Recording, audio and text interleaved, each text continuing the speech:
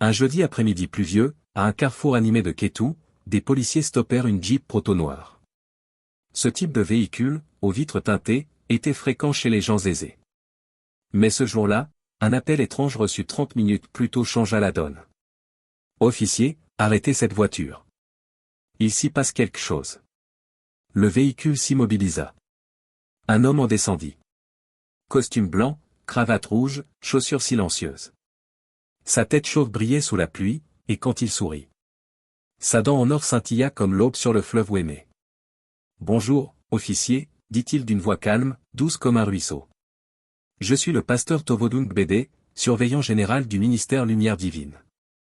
Je vais prêcher ce soir. Que Dieu vous garde. » L'agent ne répondit pas. Il scruta l'homme de haut en bas. « Ouvrez votre coffre, dit-il froidement. Le pasteur haussa un sourcil. « Il est vide, répondit-il d'un ton tendu. « C'est juste une vérification de routine, répliqua l'officier. Ça ne prendra qu'une minute. » Le pasteur jeta un œil à sa montre. « Des hommes m'attendent, je ne dois pas être en retard. Ouvrez le coffre, monsieur. » Il ne bougea pas. Puis, lentement, il sortit de sa poche intérieure une liasse de billets étrangers, épaisse comme une pâte d'igname. Il sourit. « Prenez ça, mes frères. Laissez-moi faire l'œuvre du Seigneur. » L'ambiance changea.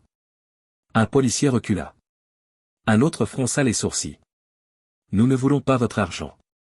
Pasteur, ouvrez le coffre. » Le sourire du pasteur s'éteignit. Il resta silencieux. Un officier avança. « Si vous ne l'ouvrez pas, nous le ferons. » Ils marchèrent vers l'arrière. Tovodun les suivit, trempé, le visage ruisselant. Le coffre s'ouvrit dans un bruit sec. Le silence tomba. À l'intérieur, 2 têtes humaines, fraîchement coupées, enveloppées de tissu blanc. L'odeur piqua les narines comme du piment.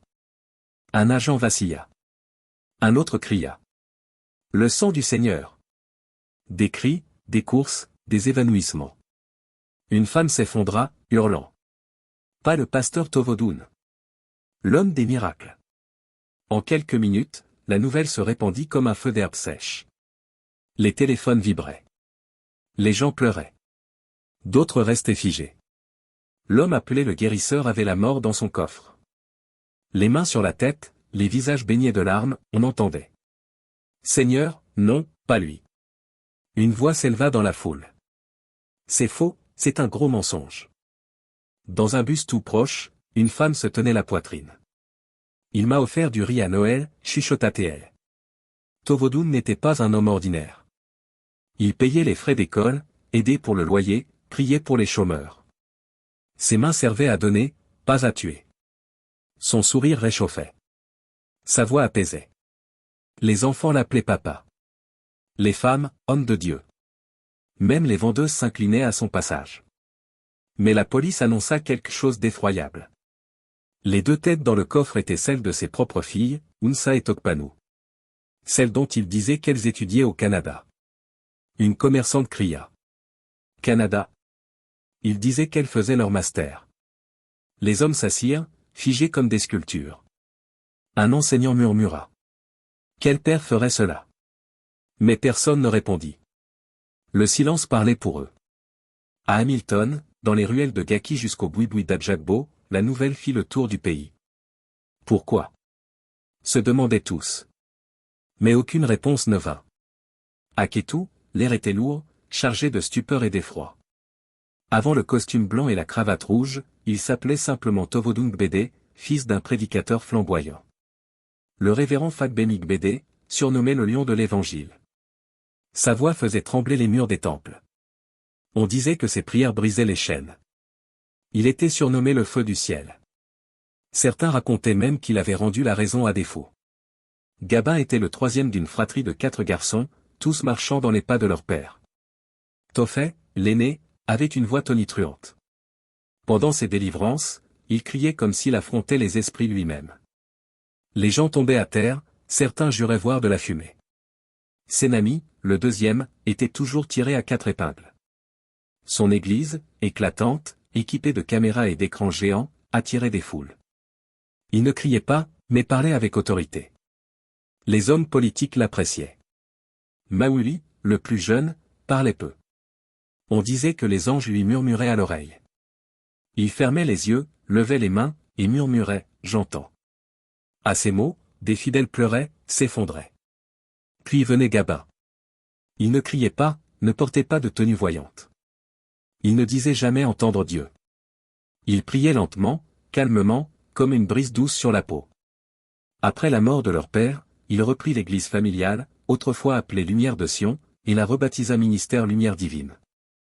On disait qu'il marchait comme son père, priait comme lui, portait son cœur.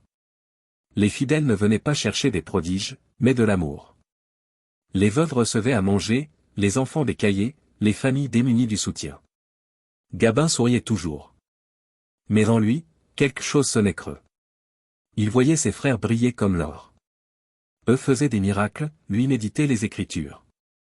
Il voyageait, lui marchait jusqu'à la chapelle du matin. Même les ovations du dimanche n'arrivaient pas à combler son vide intérieur. Il aurait voulu brûler comme le feu, mais tout en lui semblait éteint. Puis un soir à Ouida, un événement changea tout. Une croisade immense avait été organisée. La foule s'était rassemblée comme des abeilles autour d'un pot de miel. La scène était immense, les lumières éblouissantes, l'atmosphère chargée. Les 4 frères étaient présents. Chacun devait prouver l'authenticité de son appel. 4 malades furent présentés, un aveugle, une muette, un fou, un infirme. Un cas pour chaque frère. Le tambour cessa. L'ambiance se tendit. Tous les regards étaient fixés. Tophée fut le premier. Il s'avança vers l'infirme, assis au sol, les jambes raides, les yeux humides d'espoir. Il hurla, au nom de Jésus, lève-toi. Il toucha ses jambes 3 fois. L'homme se redressa. La foule s'embrasa. On criait, sautait, se roulait au sol. Des femmes lancèrent leurs foulards en l'air. Puissance, criait-elle. Puis Sénami s'approcha de l'aveugle, les yeux voilés comme du brouillard. Il ne cria pas. Il sourit, trempa ses doigts dans l'eau bénite et essuya doucement son visage. Au nom du Très-Haut, souffla-t-il. L'homme cligna des yeux. 1 fois. 2 fois. Il cria, je vois. La foule rugit. Véritable homme de Dieu. Maouli, le prophète discret, avança à son tour vers la femme muette. Elle le fixa, les yeux vides, la bouche scellée par les années. Il versa de l'huile sur sa tête et lui nettoya la bouche avec un mouchoir blanc. Par l'esprit du Dieu vivant, murmura-t-il. La femme toussa, ouvrit les lèvres, merci. Et la foule s'envola comme une nuée d'oiseaux libérés. Tous les regards se tournèrent alors vers Gabin. Lentement, il marcha vers le dernier cas, un fou, attaché à 2 chevaux pour ne pas blesser. L'homme riait sans raison, tirait ses cheveux, hurlait au ciel. Gabin posa ses mains sur lui. Au nom de Jésus, dit-il. Le fou éclata de rire. Gabin pria plus fort. L'homme aboya. Il versa de l'huile sur sa tête. L'homme cracha sur lui. Gabin cria, pleura, s'agenouilla. Rien. Le fou dansa en rond. Puis il tira Gabin par le col et cria, laisse-moi, homme vide. Le silence tomba. Aucun cri. Aucune louange. Juste des murmures dans l'air. Peut-être que Dieu ne l'avait pas appelé. Peut-être qu'il n'était pas comme ses frères. Peut-être qu'il n'était que vide. Et Gabin entendit tout. Mais il ne dit rien. Il rentra seul, s'assit dans l'obscurité. Cette nuit-là, aucune étoile ne brilla. Le sommeil l'abandonna. Son cœur était lourd, comme un sac de sable détrempé. L'église perdit son feu. Ses prières lui semblaient sèches. Mais les murmures, eux, se faisaient entendre, plus forts que les tambours. Il quitta donc Cotonou. Il se rendit à Porto Novo, au Mountain Flame Revival Ministry, où son frère Tophée prêchait devant des foules immenses. Le bureau de Tophée était immense, recouvert de tapis rouges et rafraîchi par une climatisation bruyante. Des photos de miracles tapissaient les murs. Dehors, des gens criaient, s'effondraient, roulaient au sol. La salle débordait toujours de monde. Silas entra, tête baissée, et s'assit. « Frère, murmura-t-il, c'est quoi ton secret ?» Paul éclata d'un rire bref. « Secret. Il n'y en a pas. Prière, jeûne, foi. Je fais tout ça, répondit Silas, la gorge nouée. rien ne bouge. Le visage de Paul se figea. Tu dis que Dieu ment? On a le même Père, la même Bible. Silas se leva, abattu. Jamais il ne s'était senti si insignifiant. Il prit la route pour Cotonou, au centre céleste de louanges, voir l'évêque Tovodoun. Tovodoun portait un costume ivoire et un parfum cher. Son bureau brillait comme une banque. Son téléphone sonnait sans arrêt. Bienvenue, petit frère, lança Tovodoun d'un demi-sourire. Dis-moi ce qui me manque, souffla Silas. L'évêque sourit, le ministère, ce n'est pas que prier. C'est image, stratégie, présence. Silas resta interdit. Il comprenait, projecteur, chorégraphie, look. Être ce que les foules veulent suivre. Et la puissance, demanda-t-il. Tovodoun sourit encore, plus froidement. La rencontre prit fin. Silas partit alors à Porto Novo, chez le prophète Baba Caleb. Pas de bureau chic, pas d'apparat. Juste lui, en robe blanche, regardant le ciel. Silas s'assit près de lui. Frère, quel est le secret du vrai pouvoir, demanda-t-il. Caleb tourna lentement la tête. Certains portent le feu. D'autres, l'eau. Silas cligna des yeux. Tu veux dire que je ne suis pas fait pour les miracles? Caleb détourna le regard, chacun a sa mission. Arrête de courir après ce qui ne t'est pas destiné. Silas regagna sa chambre d'hôtel. Il s'assit, ôta ses chaussures, laissa tomber sa Bible. Et pleura. De lourds sanglots, comme un orphelin. Parce que ceux qu'il aimait, ceux avec qui il riait. Il ne lui laissait que du silence. Et ce silence était tout ce qui lui restait. L'église qui vibrait jadis comme un marché un dimanche, sonnait aujourd'hui comme un tombeau. Pas de chant, pas de joie. Des bancs vides, la poussière couvrant la chair comme une vieille igname oubliée. Mais chaque dimanche, le pasteur Silas revenait. Il espérait. Mais les portes restaient closes. Même la femme de ménage avait cessé de venir. Dehors, la vie continuait. Dedans, tout s'écroulait. Et sa femme, Mama Ayodele, n'en pouvait plus. Un soir calme, elle plia ses habits dans un sac noir. Pas de cris, pas de larmes. Elle le fixa dans les yeux, je pars. Ce stress me tue à petit feu. Elle sortit. La porte ne claqua pas. Elle soupira. Leur fille, Ifé et Grâce, ne riaient plus. Leur rire, autrefois clair comme l'aube, s'était éteint. Elles restèrent enfermées. Silas raconta à tous qu'elles étaient en mission en Afrique du Sud. Mais c'était faux. Il les avait cloîtrées lui-même. Les fenêtres étaient clouées. Les téléphones confisqués. Je vous protège, disait-il. Dehors, des pasteurs jaloux veulent vous utiliser contre moi. Alors, il les garda, pour un moment. Mais les jours devinrent des mois. Et un matin, en fixant leurs portes, le silence lui parut trop épais. Trop définitif. Leur tête se trouvait désormais dans son coffre. Enveloppée. En sang. Et l'enquêteur répétait, pourquoi? Mais la réponse n'était pas dans un dossier. Elle vivait dans ce silence accablant de sa maison. Même les murs ne parlaient plus. Par une nuit froide, Silas roula jusqu'à Abomey, sur des routes vides. Ses mains serraient le volant comme on serre une corde de survie. Yeux rouges. Lèvres sèches. Ni radio, ni prière. Il ne cherchait pas la paix, mais quelque chose de plus sombre. Il avait entendu parler d'un homme. Frère Agbo. On disait qu'il guérissait sans poser les mains. Qu'il parlait à la pluie. Qu'il avait disparu un jour en plein culte. Personne ne savait où il vivait. Seuls les désespérés le retrouvaient. Silas était désespéré. Vers minuit, il trouva la maison. Petite, en bordure d'Abomey, entourée d'arbres et de silence. Des bougies brûlaient sur les marches. Avant qu'il frappe, la porte s'ouvrit.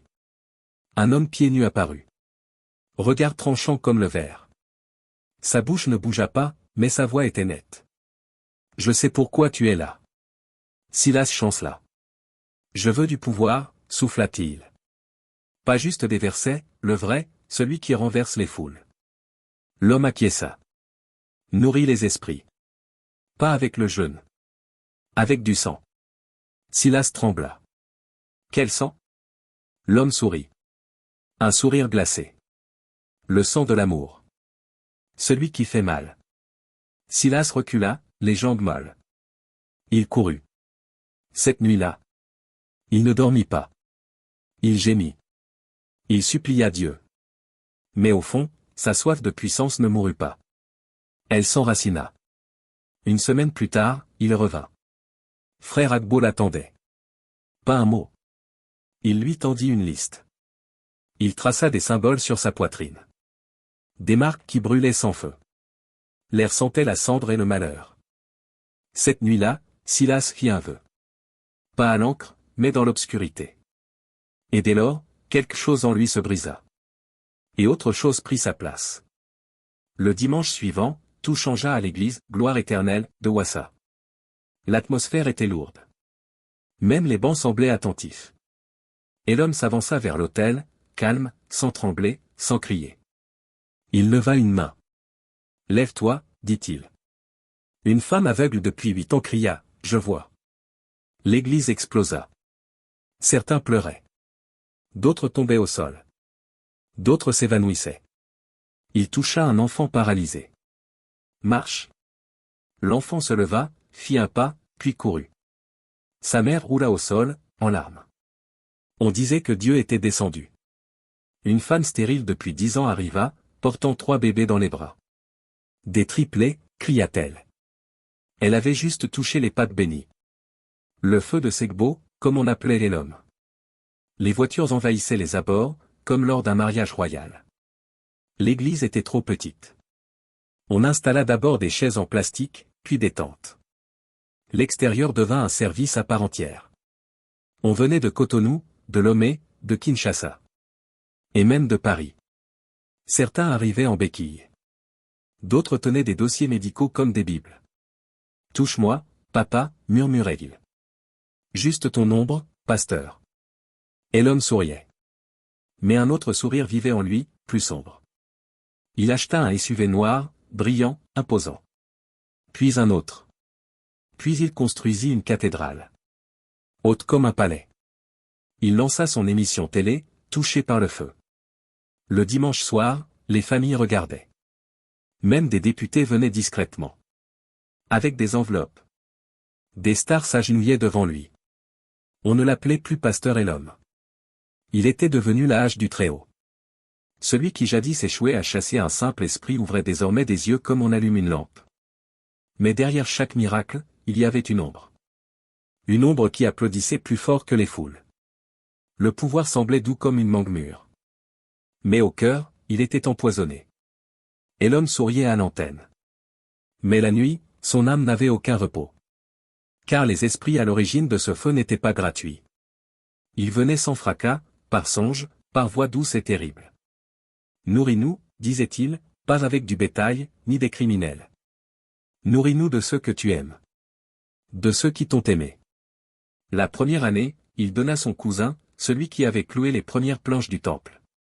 L'année suivante, ce fut son oncle, celui qui l'avait élevé. Puis un ami, un fidèle, un choriste. Tous disparurent. Sans trace. Mais personne ne posait de questions. Les miracles continuaient.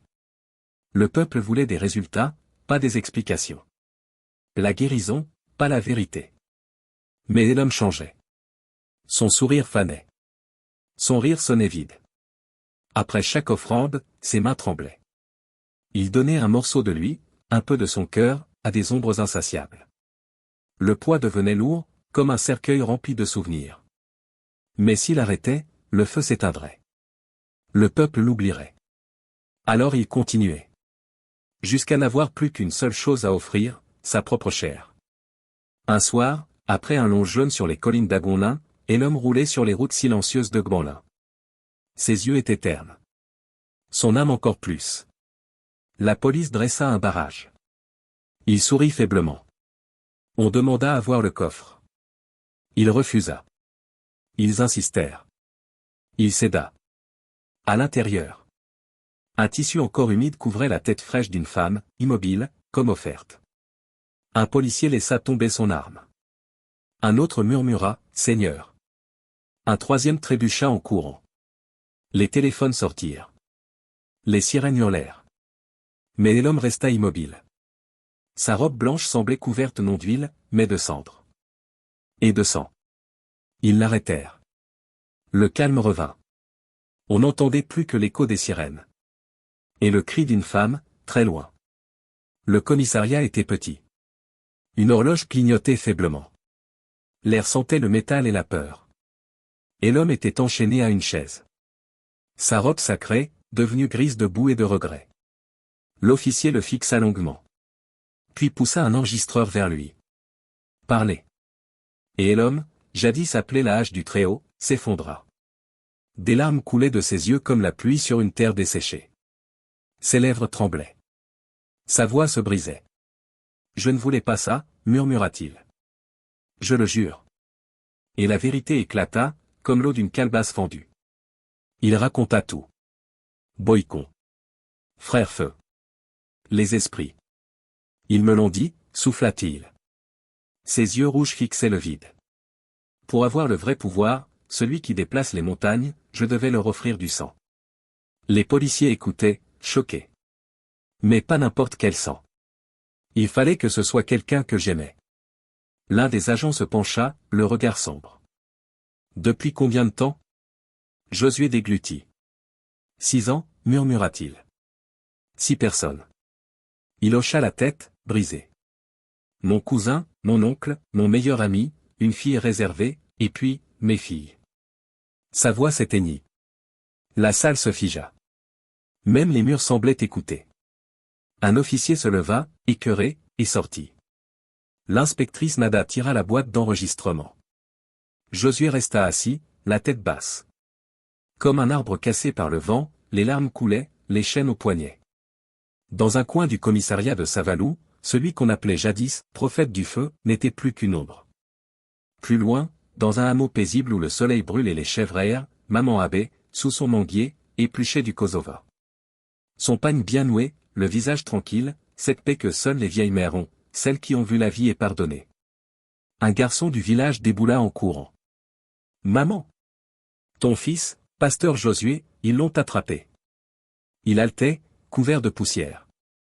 On a trouvé des têtes humaines dans sa voiture. » Le couteau tomba des mains de la vieille femme. « Que as-tu dit » demanda-t-elle d'une voix frêle. Le garçon hocha la tête. « 2 têtes, maman, ses propres filles. » Tout le monde parle. Maman Urana poussa un cri sauvage. Un hurlement monta de sa poitrine. Elle s'effondra. Son pagne glissa. Sa tête frappa la terre rouge.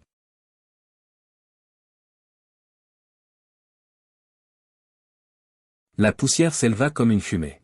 « Jésus !» crièrent les voisins. Ils accoururent, lui versèrent de l'eau, la soulevèrent. « Maman, dis-nous quelque chose. » Elle ouvrit lentement les yeux. Des larmes coulèrent. « Non, murmura-t-elle. Pas mon fils. Pas Josué. » Pendant des jours, elle ne mangea pas. Elle ne parla presque plus. Elle pleura. Comme une mère qui avait semé des prières et récolté des ténèbres. Je l'ai porté. Je l'ai oint. J'ai prié sur son berceau. Il devait servir Dieu. Ses yeux cherchèrent le ciel. Alors pourquoi? Mais le ciel restait muet. Seul le vent soufflait. Même les arbres ne répondaient pas. Dans la famille, silence. Paul cessa de prêcher. Il éteignit la chapelle. Caleb ne prophétisait plus. Le nom autrefois respecté, révérend Mathieu Nutukun, était désormais une malédiction. Trop lourd à dire. Trop douloureux à rappeler. Une ombre s'était abattue sur leur lignée. Le silence remplit leur maison. Et cette question, toujours là, à quel moment l'avons-nous perdue? La cellule était étroite. 4 murs. Pas de fenêtre. Pas de vent. Un lit de fer. Une couverture. Un homme. Plus de costume blanc, plus de cravate rouge. Plus de foule. Juste une tenue de prison. L'odeur de la poussière et du regret. Josué était assis dans un coin. Dos contre le mur. Mains posées sur les genoux. Le regard vide. Le silence l'entourait comme un linceul. Ses lèvres tremblaient. À peine un souffle, je voulais juste servir Dieu, devenir grand. Mais il n'y avait que les murs. que le silence. Il se souvenait des matins froids, des bancs vides, des nuits à pleurer seul. Il se souvenait des rires de ses filles, de leur lumière. Puis il revit l'arc, les serments, le sang, les murmures des esprits. La puissance qui ouvrait les yeux des aveugles, mais rongeait son âme. Les esprits avaient bu, bien mangé. En échange, ils lui donnèrent les foules, les miracles, un nom. Puis ils repartirent. Avec tout, sa paix, sa famille, ses filles, son nom, son âme. Josué, tel un siège brisé, n'était plus qu'un homme qui avait poursuivi la lumière et sombré dans la nuit. Dans cette cellule glaciale, il comprit enfin, tout pouvoir ne vient pas du ciel. Quand il fut arrêté, la chapelle, feu divin, fut aussi fermée. Portes enchaînées, gros cadenas, camionnettes de l'État. Plus de prières. Plus de cris. Le silence régna. Les portes jadis ouvertes à la foule restaient closes. La poussière couvrait les bancs. Les écrans s'éteignaient. L'autel, autrefois brûlant de ferveur, n'était plus que du bois et de l'ombre. L'huile d'onction sentait la fumée éteinte. Les pasteurs fuirent. Certains vers d'autres villes. D'autres quittèrent le pays. Un fut retrouvé caché, tremblant, dans une auberge. Le feu avait disparu. Pas seulement celui de l'Église, mais aussi celui dans les cœurs de ceux qui y croyaient. L'histoire ne se termina ni dans la gloire, ni dans le tumulte. Juste un murmure. Un avertissement, tous les miracles ne viennent pas de Dieu. Tous les hommes en chair ne marchent pas dans la lumière. Elle tremblait comme une feuille au vent du matin. Les fidèles se rassemblèrent dehors, certains pleuraient, d'autres hurlaient, tenant la photo de Josué. On savait, on avait vu des signes. Mais à la question, pourquoi n'avoir rien dit? Le silence répondit. Le silence de la peur. La peur plus forte que le tonnerre. La ville murmurait. Si Josué l'avait fait, qui d'autre? Le fils de maman Esther s'évanouit après avoir bu de l'eau bénite. Une femme serrait son enfant, doit-on tester notre pasteur? Une autre disait, je ne fais plus confiance aux miracles. Le gouvernement réagit. Enquête. Caméra. Arrestation. Même les plus grands frissonnèrent. Car quand on capture un serpent, toute la forêt écoute. Et le feu qui rugissait à la chapelle feu divin s'éteignit. Il ne resta que des cendres. La vérité ne se cache pas toujours dans les miracles, mais souvent dans le silence. Et le nom de hache de guerre de Dieu devint un avertissement, non une louange. C'est ainsi que tout se termina. Le pasteur Enoch, discret, celui qui priait en murmurant et souriait avec le cœur, celui qu'on appelait « papa », celui que les veuves aimaient, qui payait les frais de scolarité et donnait à manger aux affamés, l'homme qui ne voulait qu'adorer Dieu, devint une ombre. Un homme au lourd secret. Un homme qui allumait des bougies avec du sang. L'église ne rouvrit jamais. Le sanctuaire autour duquel tout le quartier avait été bâti sombra dans le silence. Les araignées tissèrent leurs toiles sur l'autel. La poussière couvrait les bancs, et la grande croix de bois penchait comme une promesse oubliée. Le peuple changea. On ne courait plus vers les églises sans réfléchir. On ne criait plus « Homme de Dieu » à la moindre voix forte. Les regards devinrent plus lucides. Les cœurs plus prudents. Une question surgit, d'où vient vraiment cette puissance? Et les consciences comprirent. Toutes les mains qui guérissent ne sont pas pures. Toutes les voix qui crient « le feu » ne viennent pas du ciel. Certains portent des chaînes. D'autres, le sang. Alors, si vous voyez un homme faire des miracles, mais que l'amour a déserté ses yeux.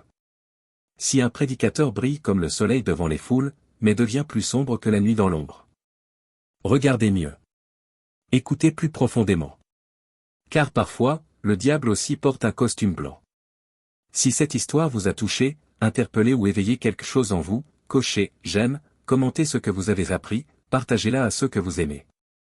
Et surtout, abonnez-vous pour d'autres récits africains vrais, forts et inoubliables. Merci.